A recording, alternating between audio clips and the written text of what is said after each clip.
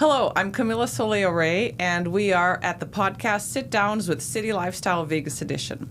And today I have here with me Dan Mitchell.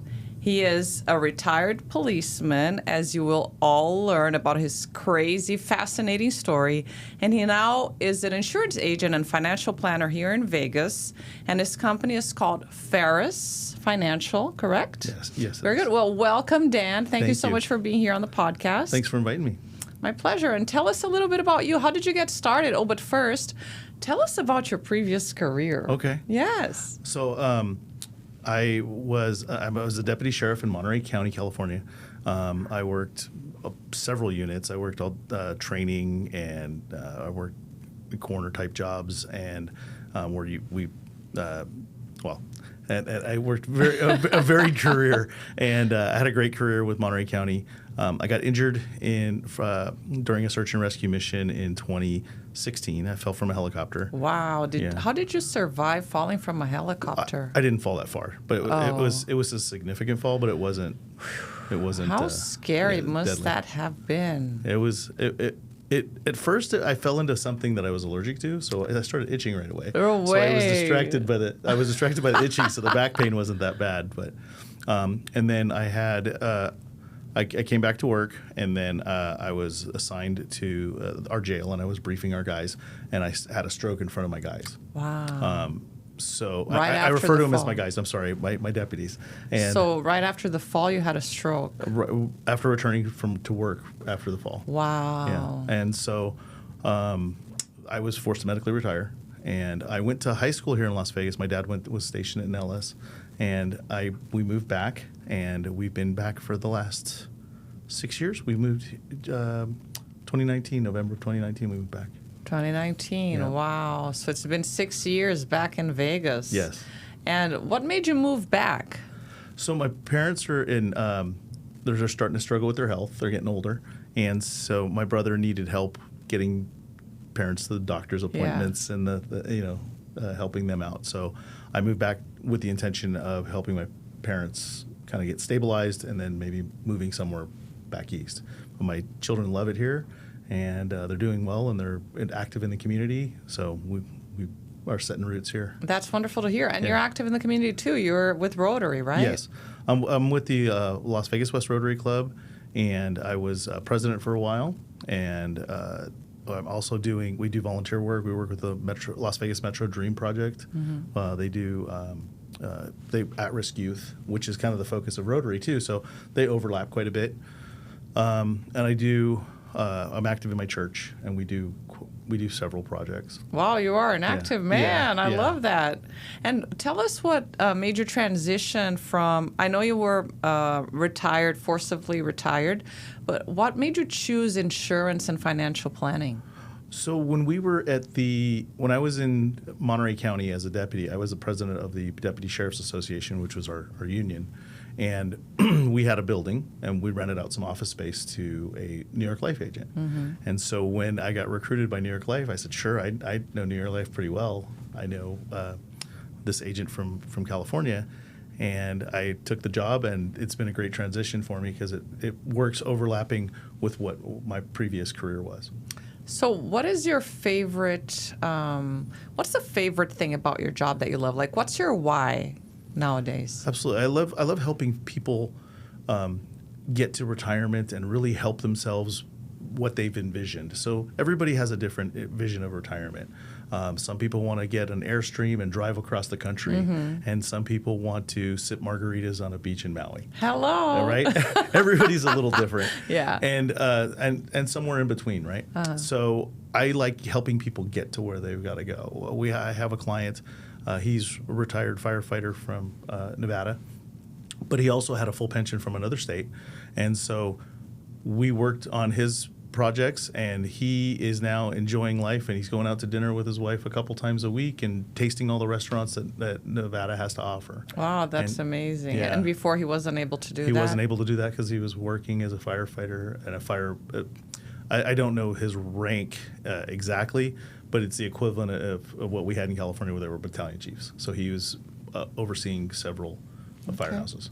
And what does it take for one to retire comfortably nowadays? of course, if you start saving as a young 20-year-old, yeah, you're going to retire comfortably.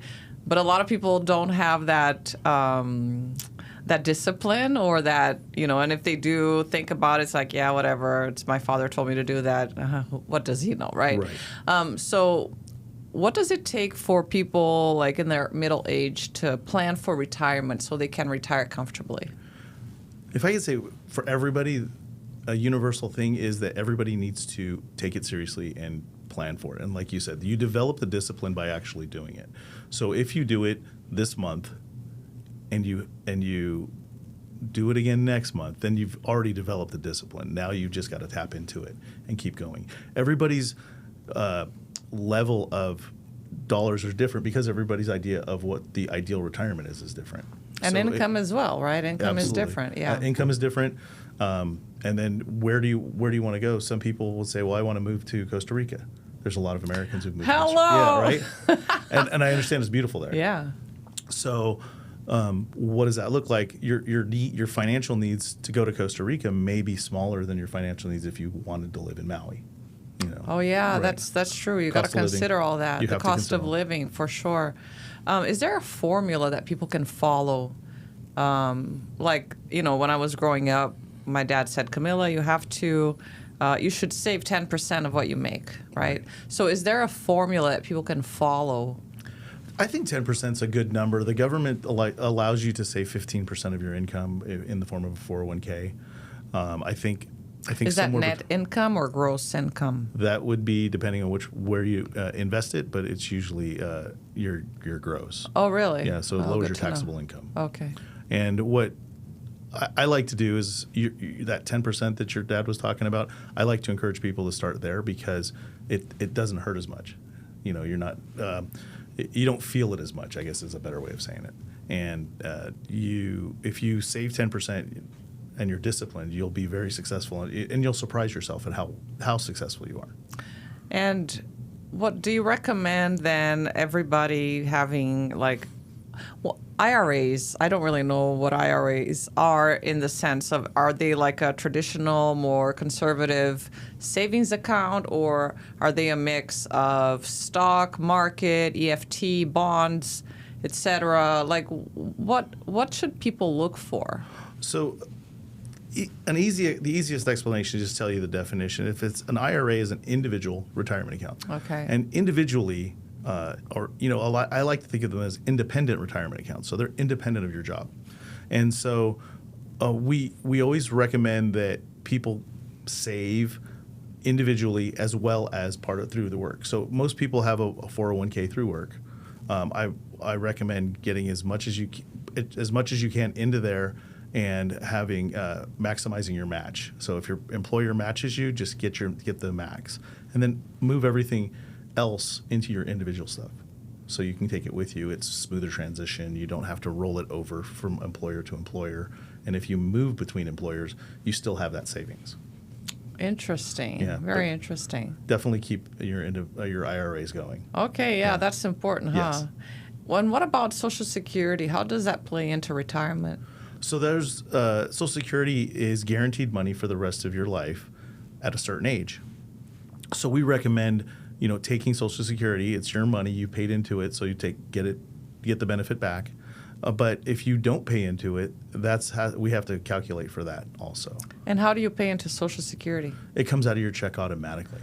Oh, so how do people not pay into it if it comes out of your check automatically? If you have your own pension system, like public employees, for example, let's say you've been a public employee for your entire lifetime that you've been working, you don't pay into Social Security because you have your own individual retirement. Oh, got it. Right. Okay. Right. And that'd be the difference. Understood. Yeah. And I also understand that you specialize in college financial planning, people that want to go to school. Yes. So we always we always ask what your needs are. We part of the interview process is a little bit, it feels like it's long, but you have to understand the client before you can make recommendations. Right. And so you have to understand, what are your goals? Your goals are going to be different than somebody I meet with tomorrow. And we want to make sure that we customize what we're recommending to you, and it's more appropriate. So we want to recommend, if you're saving up for retirement, get a 529 plan in place as young as you can, because you can get the benefit of the growth over time. You have 18, 19 years of that money growing for you. And you don't want to saddle your children with student loan debt. Right, yeah.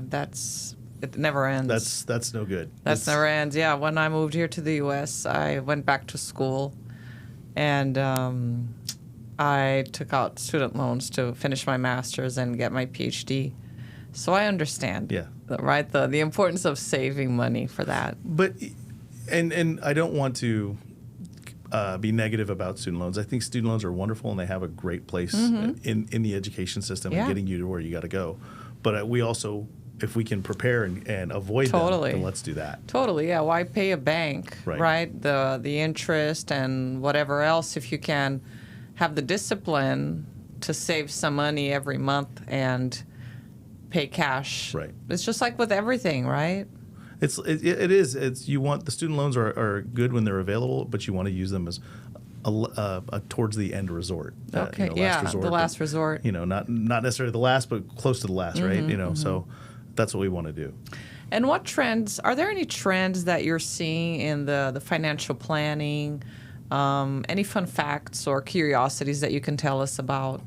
I think a lot of people are nervous about the current volatility in the stock market. Like some days it's way up, and some days it's... Hasn't it always been like that, though? It's always been like that. And the nice thing is that people have to remember that since the inception of the stock market, the S&P 500 makes about 10 to 11%. So that's where you want to... That's where you want to put your money. The what? Sorry. So S&P 500 is the top 500 companies in the U.S. Okay. Thank you. Sorry about that. And Standard & Poor's is their companies. They're a rating system company, and what they do is they rank the top 500 companies in the U.S. And so when you're watching the nightly news, you'll see the Dow Jones Industrial Average. That's another ranking company, and then the S&P 500. The S&P 500 is, to me, it's a better indicator of what's going on. Okay. And over the course of its lifetime, it's made about 10, 11% on average. So there's been ups and there's been downs, but you take the average and that's where you try to put yourself. What about, and what you said, people are worried about the volatility of the stock market. And, I talked to a lot of people in the community and they're worried, the economy's bad. And I just went to the 45th LVGA event here in town at the ARIA, and I heard from authorities in the financial world that the economy is actually booming. And what is really bad is people's perception of how the economy is. That's correct. Right? I agree with that. And so how can people start changing their perceptions about the stock market? Is it possible even, right, to change your perception, to stop being afraid? I think a lot of, it depends on where you get your advice. If you get your advice from the person posting on Facebook or the person posting on any of the social medias. Or TV. CNN, MSNBC, Fox News, whatever, right? If they give you a slanted view or a negative view, then you're going to have a negative outlook. Right. If you just look at the numbers and understand what you're looking at, I think that you take the emotion out of it. Mm-hmm. And I think if you look at it without the emotion in it, I think you're... And I think that's an important component when you are approaching your own financial situation, is to remember that they are just numbers. Right. Right? You're the one who puts that energy or that meaning, attribute that meaning to what that number represents.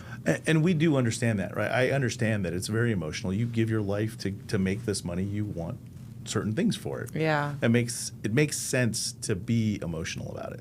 But you have to take the emotion out, which is counterintuitive, but it takes a little bit of training. It does. Yeah. It does. And how does insurance permeate with the financial planning of your future? So it's actually very closely tied. And what insurance companies protect against, like for example, New York Life, they sell life insurance, and they help you plan for the worst but hope for the best. But the nice thing about life insurance is you're passing that money on to your family without taxes. There's no taxation. So if you use life insurance and manipulate it at the same time you're doing your investments, and you help balance that planning, that system of planning, I think that you can make life insurance part of your plan and part of your transition, and so we can not pay taxes. And I use the example because I grew up a Los Angeles Dodgers fan. The O'Malley family, when Peter O'Malley died, the O'Malley family was going to be forced to either sell the stadium to pay the taxes on the Dodgers, or sell the whole thing outright. And that's what they chose to do, is they sold the Dodgers stadium and the baseball team outright. And that's and because of poor planning, and didn't plan for the taxation that comes with a large estate like that. And how much did they lose? They lost a fortune. The numbers are not. I've never heard a solid number that said they lost this much, because a lot of those are sealed. But I have heard rumors of hundreds of millions of dollars. Really? Yeah, it was an enormous. That's a huge loss. Yes, because they didn't plan for insurance to pay for some of the taxes and things like that. Wow. And we can do all those things for you. That's amazing. So it's really a good idea to hire a financial planner. It really is. It really is. Is there an age that you recommend? Or? Whatever, as soon as possible. Because you can get your plan going, and then time can be on your side. You can say, well, I'm 30, I need to plan, and now you still have 60 some odd years that you can still plan. Even at 20, even at 40, it's all timing. The best time to start is now. Now. Yeah. Yeah, very good. Okay, to wrap this up, we've been talking about insurance and, life planning, college planning. Give us a few fun facts about this life that you lead. A few fun facts? Yeah. I did meet, like I said, I work with the Dream Project with some volunteering. And then I do, yesterday we met this wonderful group of people at, I believe is Vegas Valley Academy. Okay. And they just opened up a charter school on Rancho. And we work with the Asian American community organizations. And we work with them, and we had a great time. Very good. Part of what I get to do is I get to explain these things to people in those settings. And you know what's so curious? I didn't know that, but I learned in this LVGA event that the most Googled prompt is, what is a credit card? How do I use a credit card? And what is a credit card statement? Really? That is the most Googled prompt. I didn't know that. Yes. So what does that tell you, Dan? That tells you that people need to understand their finances a little bit right? better. So financial literacy is a problem in this country. Yes, it is. Right? So I'm glad that you're doing the work and helping people get more educated on, their possibilities of the future, the importance of planning, and so on and so forth. Thank you. Yeah. I look forward to working with more people and whoever is interested in learning about this stuff. Yeah, so tell us how people can find out about you. Okay. You can email me at daniel@pharusfinancial.com. Pharus is spelled Pharus. Or give me a call at the office, 702-900-9730. And what does Pharus mean? Pharus means lighthouse in Greek and Latin. Okay. Yeah. So you want to be that... kind of guide yourself that to guidance. The word. Yep. Okay, very cool. And having been a Monterey Sheriff's deputy, we spent a lot of time near the lighthouse in Monterey. Do you miss the water? I do miss the water. Okay. That's the best thing about that place. I miss the fishing. Oh, you used to fish a lot. Wonderful fishing there. What did you catch usually? A lot of salmon. Really? Quite a bit of halibut, cod, and we actually went crabbing quite a bit too. Oh, wow. How fun. Yeah, it was a lot of fun. It's a different lifestyle for sure. It was fun. Very good. Well, thanks so much for coming on and enlightening our followers and our listeners with your expertise. Thank you. And I hope to see you soon. Thanks for having me. Thank you. Thanks so much for watching. Stay tuned to our next episode. See you later.